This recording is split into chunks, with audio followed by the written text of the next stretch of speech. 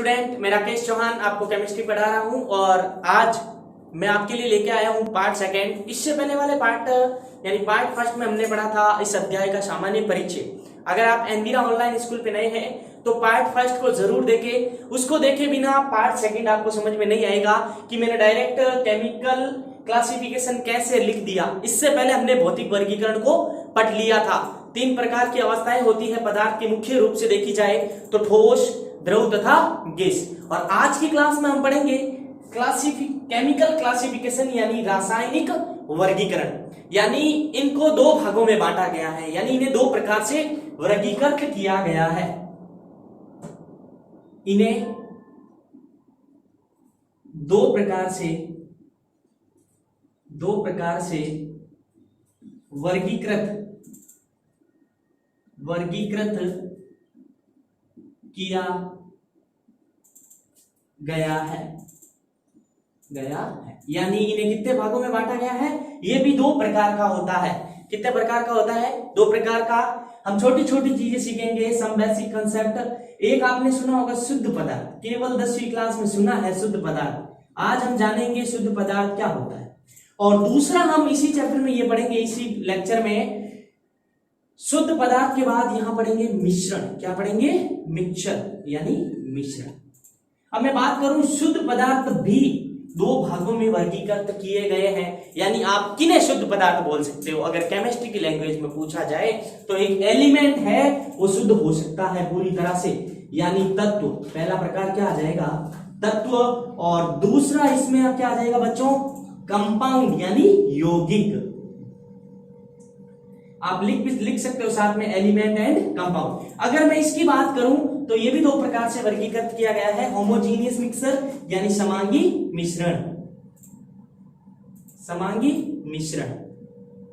और मैं बात करूं दूसरा प्रकार इसके तो विषमांगी मिश्रण।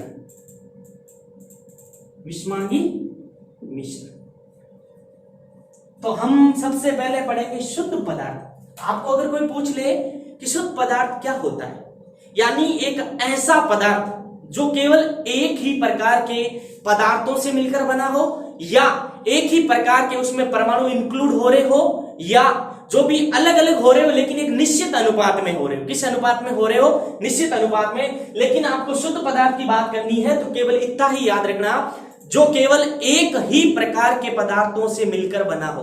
जो केवल एक ही प्रकार के पदार्थों से मिलकर बना हो। तो इसकी डेफिनेशन क्या हो जाएगी बच्चों शुद्ध पदार्थ की?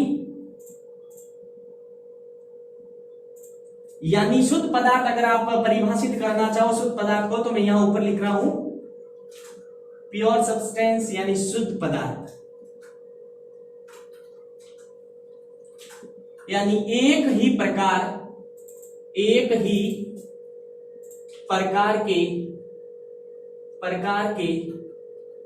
पदार्थों से, एक ही प्रकार के पदार्थों से मिलकर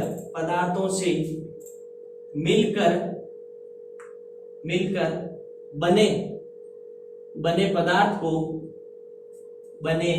पदार्थ को शुद्ध पदार्थ कहते हैं। क्या कहते हैं? शुद्ध पदार्थ।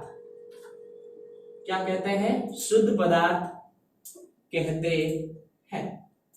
यानी जिसमें केवल एक ही प्रकार के पदार्थ भाग लेंगे उसे आप किसमें डालोगे? प्योर सब्सटेंस यानी शुद्ध पदार्थ। अब मैं बात करूं एलिमेंट की। केवल आपने 10वीं क्लास में नाम सुना है तत्व, परमाणु, यौगिक, लेकिन आप 11th क्लास में ये जान पाओगे कि तत्व होते क्या एक्चुअली। अब मैं बात करूं, ये है इसका प्रकार और ये भी इसका प्रकार। यानी तत्व की अगर बात करो, आप एक ही प्रकार के परमाणुओं से मिले। अब मैं यहां पे बात करूं, आप 10वीं क्लास में पढ़ के आए हो परमाणु के बारे में। कहां पढ़ के आए हो 10वीं क्लास में? किसके बारे में? एटम्स यानी परमाणु।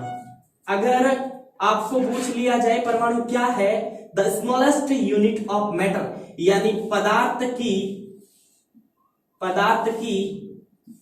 सबसे छोटी इकाई, पदार्थ की सबसे छोटी इकाई क्या कहलाती है? परमाणु कहलाती है। और आप 10वीं क्लास में पहला सिद्धांत दिया था जॉन डाल्टन ने 1808 में। कब दिया था? 1808 में। और इन्होंने ये बताया था कि पदार्थ की जो सबसे छोटी अविभाज्य इकाई जिसका विभाजन आगे संभव नहीं है उसको इसने क्या बताया? परमाणु बताया। अब मैं बात करूं यहां पे तत्व की, तो हमें परमाणु के बारे में जानकारी होनी चाहिए। यानी किसी भी मैटर यानी किसी भी पदार्थ की सबसे छोटी इकाई आप ले लो तो वह क्या होगा? परमाणु। यानी इस पेन का अगर सबसे छोटा टुकड़ा ले लिया जाए तो केमिस्ट्री में वह क्या कहलाएगा? परमाणु। इस संसार में प्रत्येक वस्तु का सबसे छोटा इकाई यानी हमारे शरीर का सबसे छोटा भाग भी क्या कहलाएगा? परमाणु। यानी परमाणु को पढ़ना क्यों आवश्यक है? अगर परमाणु के बारे में जानकारी होगी तो किसी भी पदार्थ की आप क्या जान पाओगे? संरचना जान पाओगे। यानी ये पेन बना है, इसमें बहुत सारे छोटे छोटे टुकड़े जुड़े हैं तभी तो पेन बना है। यानी छोटे टुकड़े को हम क्या कहते हैं? परमाणु। अगर परमाणु के बारे में आपको संपूर्ण जानकारी है तो आप किसी भी पदार्थ की संरचना को आसानी से जान सकते हो। अब मैं बात करूंगा यहाँ पे वापस तत्व की। तत्व यानी एक ही प्रकार के परमाणु से मिलकर बना, उसे आप क्या कहेंगे? तत्व। और एग्जाम्पल के माध्यम से मैं आपको पूरा स्पष्ट कर दूंगा। पहले मैं जाता हूं डेफिनेशन की ओर। एक ही प्रकार के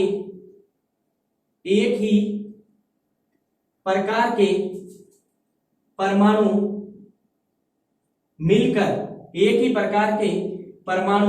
मिलकर तत्व बनाते हैं, या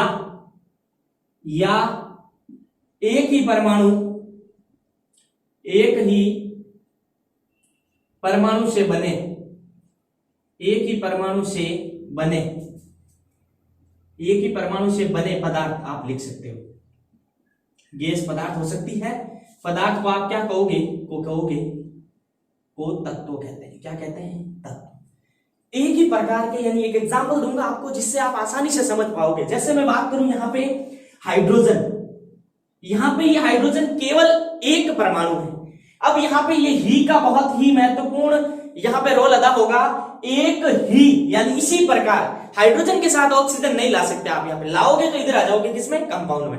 यहाँ पे क्या बोल रहा है? एक ही प्रकार के या जब एक ही प्रकार के परमाणु यानी इसके साथ इसी प्रकार का कौन हो सकता है? हाइड्रोजन। तो यहाँ पे क्या बनेगा? H2। यहाँ पे ये अणु है लेकिन कहलाएगा क्या? तत्व। यानी तत्व अणु हो सकता है। यहां देखा जाए ये हाइड्रोजन किससे मिली है? एक परमाणु हाइड्रोजन का और दूसरा परमाणु, यानी ये भी एक ही प्रकार का है और ये भी एक ही प्रकार का है, दोनों एक ही प्रकार के। जब एक ही प्रकार के परमाणु जुड़ेंगे तो हमें क्या मिलेगा? एलिमेंट यानी तत्व। क्या मिलेगा? तत्व। जैसे मैं एक और एग्जांपल ले लेता हूं बच्चों। जैसे ऑक्सीजन ले लिया, दूसरा ऑक्सीजन ले लिया तो क्या बन गया बच्चों? यहाँ पे O2। क्या बन गया? O2। इसी प्रकार आपने ले लिया O प्लस O तो यहां पे क्या बन जाएगा? O3। यानी ये O3 ओजोन है जो किससे मिला है? एक ही प्रकार के ऑक्सीजन के परमाणु जब जुड़े तो आपको क्या मिला? एक ओजोन का अणु मिला। अब यहां से क्वेश्चन, ओजोन की परमाणुकता के बारे में, क्योंकि इस बेसिक कंसेप्ट हम पढ़ रहे हैं तो आपको यह भी ज्ञान होना चाहिए। यहाँ पे केवल ये परिभाषा रट लो ये नहीं पढ़ना हमें। तत्वों के अंदर क्या हो सकता है? और यह है अणु। यहाँ पे ये किसका अणु है? ओजोन का क्या है? एक अणु। ओजोन का क्या है? एक अणु। लेकिन इस अणु में ध्यान देना बच्चों, बहुत ही इंपॉर्टेंट डेफिनेशन निकल के आ रही है। एक अणु में उपस्थित कुल परमाणुओं की संख्या को क्या कहते हैं? परमाणुकता। क्या कहते हैं? परमाणुकता। क्या कहते हैं? परमाणुकता। तो एक अणु में उपस्थित टोटल एटम की संख्या यानी कुल परमाणुओं की संख्या को आप क्या कहोगे? परमाणुकता। जैसे आपको पूछ ले H2 की परमाणुकता कितनी है? ध्यान देना बच्चों, ये H2 किससे बना है? एक हाइड्रोजन का और दूसरे हाइड्रोजन का। हाइड्रोजन कितने भाग ले रहे? 2। तो इसकी परमाणुकता कितनी हो जाएगी? 2 हो जाएगी। यानी हमने तत्वों के बारे में जानकारी को जान लिया। तो अब मैं आपको बताऊंगा यौगिक के बारे में। किसके बारे में? यौगिक के बारे में। तत्वों के बारे में हमने संपूर्ण जानकारी को जान लिया। यानी जब एक ही प्रकार के परमाणु आपस में जुड़ेंगे तो किसका निर्माण होगा? एलिमेंट का निर्माण। तत्व अणु हो सकता है। ये चीज थोड़ा याद रखना। अब हम पढ़ेंगे यौगिक के बारे में। इसको हटा देता हूं बाकी को। बात कर रहा हूं मैं किसकी? यौगिक की। किसकी बात कर रहा हूं? यौगिक की। तो यहां ध्यान देना, बात कर रहे हैं हम किसी यौगिक की। तो यहां पे एक चीज मैटर याद रखनी है आपको, एक चीज यहां पे मैटर करता है कि शुद्ध पदार्थ आते ही आपके दिमाग में होना चाहिए उसमें सभी प्रकार के परमाणु एक ही प्रकार के परमाणु से मिलकर बने होते हैं। अब मैं बात करूं यौगिक की, यौगिक में क्या होंगे इसमें ध्यान देना, जब ध्यान देना हो, जब विभिन्न प्रकार के परमाणु, जब विभिन्न प्रकार के परमाणु, जब विभिन्न प्रकार के परमाणु एक निश्चित अनुपात में, एक निश्चित अनुपात में, एक निश्चित अनुपात में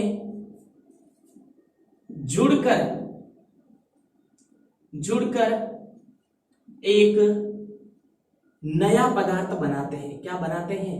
नया पदार्थ बनाते हैं, जिसे आप क्या कह सकते हो? यौगिक बनाते हैं, जिसे आप क्या कह सकते हो? जिसे यौगिक कह सकते हैं। क्या कह सकते हैं बच्चों? यौगिक। क्या कह सकते हैं? यौगिक, जिसे यौगिक कहते हैं। यहां पे ध्यान देना आप, यहां पे कंफ्यूजन होगा यौगिक और तत्वों में। तत्वों में थोड़ा एक ही प्रकार के, और यहां पे आ रहा है भिन्न भिन्न, अलग हो सकते हैं। अब हम तो पढ़ रहे हैं शुद्ध पदार्थ, तो शुद्ध पदार्थ में एक ही प्रकार के होने चाहिए, लेकिन थोड़ा यहां पे ध्यान देना, एग्जाम्पल के माध्यम से हम समझेंगे। जैसे आपने सुना होगा H2O, 10वीं क्लास में पढ़ा भी है इसका सूत्र, और इसका नाम होता है जल। ध्यान देना, इस जल में हाइड्रोजन और ऑक्सीजन जुड़े हैं। क्या जुड़े हैं? हाइड्रोजन जुड़ा है 2 अनुपात में, और ऑक्सीजन जुड़ा है 1 अनुपात में, 2:1 में जुड़ा है। अब यहां पे ध्यान देना, परिभाषा वापस शुद्ध पदार्थ पे जाते हैं कि एक शुद्ध पदार्थ का भाग है तो इसमें एक ही प्रकार के परमाणु होने चाहिए। ये बात आप मानते हो, यानी एक ही प्रकार के पदार्थ होने चाहिए। लेकिन यहाँ पे सर ये हाइड्रोजन और ऑक्सीजन अलग अलग आ गए, कंफ्यूजिंग हो रहा है हमें। तो कंफ्यूजिंग नहीं होना, सारे डाउट क्लियर कर दूंगा आपके में, थोड़ा ध्यान दीजिएगा कंटिन्यू। ये हाइड्रोजन का 2 परमाणु और ऑक्सीजन का 1 परमाणु, यहां तक आपको क्लियर है। अब ध्यान देना, जैसे ये जल का रासायनिक सूत्र है H2O, तो इसमें बहुत सारे किसके अणु जुड़े हैं? H2O हाइड्रोजन बंध द्वारा जुड़े रहते हैं, ये सब पढ़ते हो। H2O ये मैं मान लेता हूं इंडिया में है। कहां पे है बच्चों? एग्जाम्पल बहुत ही शानदार है, पूरा क्लियर हो जाएगा। इंडिया में जल का सूत्र क्या होगा? H2O। बाहर कहीं चले जाओ, पाकिस्तान चले जाओ, वहां पर भी जल का सूत्र क्या होगा? H2O, यानी अनुपात वही है, हाइड्रोजन का अनुपात 2:1 है। और ऐसे नहीं कि यहां पे H2O आया, यहां पर H2O3 आ गया, यह तो नहीं हुआ। यानी सब एक ही प्रकार के मैटर नहीं नजर आ रहे हैं आपको, एक ही प्रकार के पदार्थ नजर नहीं आ रहे हैं। जब एक ही प्रकार के होंगे तो किसमें जाएंगे? शुद्ध पदार्थ में। किसमें जाएंगे? शुद्ध पदार्थ में। तो आप उन्हें क्या कहोगे? यौगिक। ये है थोड़ा सा डिफरेंस तत्व और यौगिक में। तत्व एक ही प्रकार के, यौगिक अलग अलग जुड़ेंगे, लेकिन जुड़ने वाले सभी एक ही प्रकार के होंगे। यहां पे H2O जल का 2:1 है, कहीं पे भी चले जाओ जल में हाइड्रोजन का 2:1 होगा, ऑक्सीजन का 1:1 होगा। तो इस प्रकार हमने शुद्ध पदार्थ में तत्व और यौगिक को पढ़ा। तो अब हम पढ़ेंगे मिश्रण यानी मिक्सचर। तो रासायनिक वर्गीकरण का एक पार्ट हमने शुद्ध पदार्थ के बारे में संपूर्ण जानकारी जान ली। अगर आपको अब कोई पूछे तत्व क्या है, तो 10वीं क्लास में पूछा जाता है, तो इतना डिटेल से नहीं बताया जाता है क्योंकि उतना लेवल नहीं होता है। अगर मैं बात करूं अब पूछे तत्व की, तो आप 11th के स्टूडेंट हो तो आसानी से बता पाओगे। जब एक ही प्रकार के परमाणु जुड़ते हैं तो किसका निर्माण करते हैं बच्चों? तत्व का निर्माण करते हैं। अब मैं बात करूंगा किसकी? मिश्रण की। किसकी बात करूंगा? मिश्रण की। किसकी? मिक्सचर। दूसरा प्रकार है मिश्रण, और इनको भी कितने भागों में वर्गीकृत किया गया है? समांगी मिश्रण, समांगी मिश्रण, और दूसरा है विषमांगी मिश्रण। समांगी और विषमांगी, homogeneous mixture and heterogeneous mixture. तो पहले तो आपको पता होना चाहिए मिश्रण क्या होता है। मिश्रण क्या होता है? तो हमने जिस प्रकार शुद्ध पदार्थ में पढ़ा था कि एक ही प्रकार के पदार्थ मिलेंगे, तो मिक्सर में भिन्न भिन्न प्रकार के दो या दो से अधिक पदार्थ हो सकते हैं। यानी दो या दो से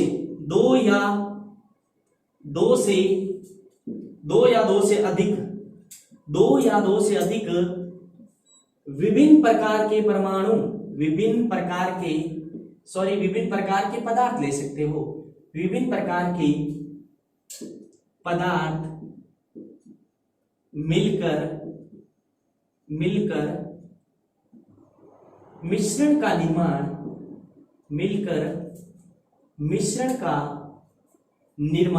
करते हैं। मिश्रण का निर्माण करते हैं। इसका निर्माण करते हैं, मिश्रण का निर्माण करते हैं, उसे क्या कहते हैं? मिश्रण। अब यहाँ पे आपने 10th क्लास में उत्प्रेरक वाले चैप्टर में केवल समांगी उत्प्रेरण और विषमांगी उत्प्रेरण के बारे में पढ़ा, और आई थिंक बोर्ड एग्जाम में भी ये क्वेश्चन पूछा जाता है, समांगी उत्प्रेरण और विषमांगी उत्प्रेरण को उदाहरण सहित समझाइए। 2 नंबर का क्वेश्चन पूछ लिया जाता है 10th क्लास में। अब मैं बात करूंगा समांगी और विषमांगी। समांगी यानी होमोजीनियस, यानी एक ही प्रकार। अब मैं बात करूंगा सबसे पहले मिश्रण, तो ये इधर हटाऊं तो मिश्रण समांगी, लेकिन एक ऐसा मिश्रण जिसमें घुलने वाले दोनों पदार्थ या मिलने वाले दोनों पदार्थ का संगठन समान होगा। संगठन क्या होगा? समान होगा। क्या होगा? संगठन समान। यानी इस प्रकार के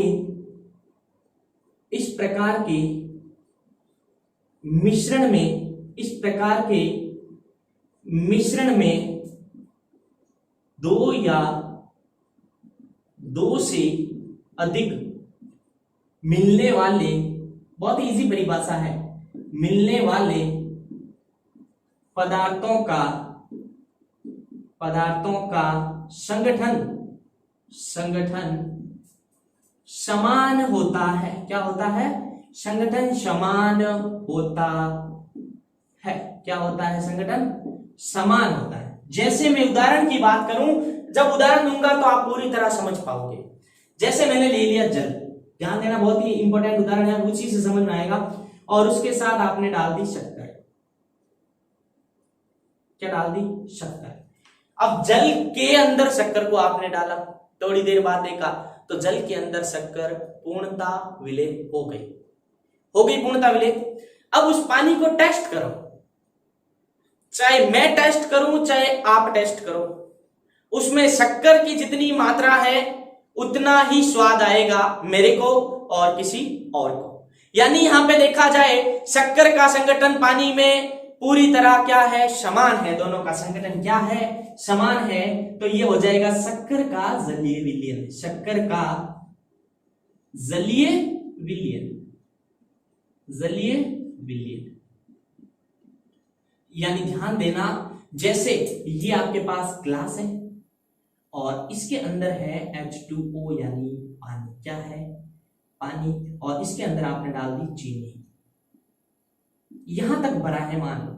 अब चीनी घुलने के बाद चाहे पानी को आप यहां से चखो, चाहे यहां से चखो, चाहे साइड से चखो, चाहे ऊपर से चखो, टेस्ट वही आएगा, क्योंकि शक्कर पूरी तरह से घुलने के बाद शक्कर और पानी का संगठन क्या हो जाता है? पूर्णतः समान हो जाता है। तो चाहे मैं टेस्ट करूं चाहे कोई और टेस्ट करे, संगठन क्या आएगा? इसमें समान आएगा। अब मैं बात करूं दूसरा प्रकार, हेट्रोजीनियस विषमांगी मिश्रण। किसकी बात करूं मैं? विषमांगी मिक्सर यानी मिश्रण की। तो इसी का उल्टा हो जाएगा। इस प्रकार के मिश्रण में दोनों पदार्थों का संगठन समान नहीं होता है।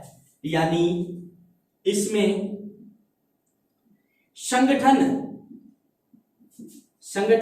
समान नहीं होता है। संगठन समान नहीं होता है। जैसे एक उदाहरण दूंगा जिससे आपको आसानी से समझ में आ जाएगा। जैसे आप ये दैनिक जीवन में भी ये उदाहरण देख सकते हो। जैसे आपने ये क्या लिया?